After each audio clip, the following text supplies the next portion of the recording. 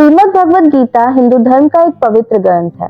गीता में 18 अध्याय और 700 श्लोक हैं, जो सभी महत्वपूर्ण हैं।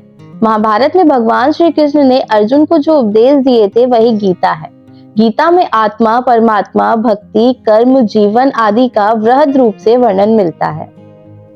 गीता से हमें यह ज्ञान मिलता है कि व्यक्ति को केवल अपने काम और कर्म पर ध्यान देना चाहिए। साथ ही कर्म करते समय इस बात का ध्यान रखना चाहिए कि हम जो भी कर्म कर रहे हैं उसका फल भी हमें निश्चित ही प्राप्त होगा।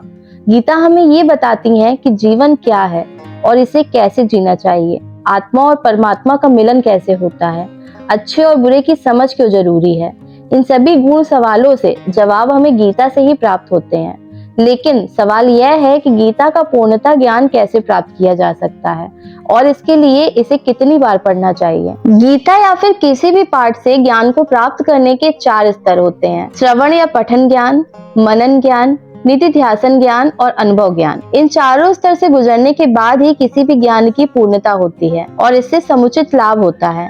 इसका अर्थ यह है कि आप पहले पढ़ते या सुनते हैं, इसके बाद पढ़े सुने ज्ञान के बारे में चिंतन या मनन करते हैं। यदि वह आपको ठीक और उपयोगी लगती है तब उसका अभ्यास कर उसे अपने जीवन में उतारते हैं और आखिर में उस ज्ञान का प्रतिफल आपको मिलता है। किसी भी ज्ञान को आप पढ़कर या सुनकर छोड़ देंगे, उसे अपनाएंगे नहीं, तो उसका फल कैसे मिलेगा। यही बात गीता पर भी लागू होती है। जब हम गीता पढ़कर उसके उपदेशों को जीवन में उतारेंगे तो निश्चित ही सुपरिणाम सामने आएगा। अब हम बात करते हैं कि श्रीमद् भगवद गीता कितनी बार पढ़नी चाहिए और इसे पढ़ने के लाभ क्या क्या होते हैं। जब हम पहली बार गीता जी पढ़ते हैं तो हम इसे एक अंधे व्यक्ति के रूप में पढ़ते हैं, यानी हम केवल इतना ही समझ पाते हैं कि कौन किसके पिता, कौन किसकी बहन और कौन किसका भाई है। पहली बार गीता पढ़ने पर इससे ज्यादा कुछ समझ में नहीं आता। जब हम दूसरी बार गीता पढ़ते हैं तो मन में कुछ सवाल जागृत होंगे कि ऐसा क्यों किया गया या वैसा क्यों हुआ। जब हम तीसरी बार गीता पढ़ेंगे तो इसके अर्थ को समझेंगे। हालांकि हर व्यक्ति को इसका अर्थ अपने तरीके से ही समझ आएगा।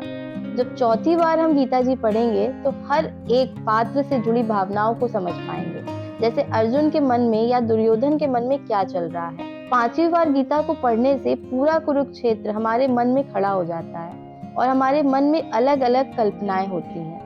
छठवीं बार गीता जी पढ़ने से हम भगवान को अपने सामने अनुभव करने लगते हैं और हमें ऐसा लगता है कि भगवान हमारे सामने ये सब बता रहे हैं। सातवीं बार गीता जी को पढ़ने से हमें वर्णतः एहसास हो जाता है कि कृष्ण कहीं बाहर नहीं बल्कि हमारे भीतर ही हैं और हम उनके भीतर हैं। अब हम बताते हैं कि श्रीमद् भगवद गीता पढ़ने के नियम क्या क्या हैं। भगवद गीता पढ़ने के लिए सुबह का समय सबसे उत्तम माना जाता है, क्योंकि इस समय मन, मस्तिष्क और वातावरण में शांति व सकारात्मकता होती है। गीता का पाठ हमेशा स्नान के बाद और शांत चित्त मन से ही करना चाहिए। पाठ करते समय बीच बीच में इधर उधर की बातें नहीं करनी चाहिए और न ही किसी कार्य के लिए बार बार उठना चाहिए। साफ सफाई वाले स्थान पर और जमीन पर आसन बिछाकर ही गीता जी का पाठ करना चाहिए। गीता के प्रत्येक अध्याय को शुरू करने से पहले और बाद भगवान श्री कृष्ण और गीता के चरण कमलों को स्पर्श करना चाहिए। तो दोस्तों, आशा करती हूँ आपको जानकारी पसंद आई होगी और आप समझ भी गए होंगे कि भगवद गीता पढ़ने से क्या क्या लाभ होते हैं, क्या क्या इनके नियम हैं। और आप में से बहुत से लोगों ने भगवद गीता कई बार पढ़ी होगी,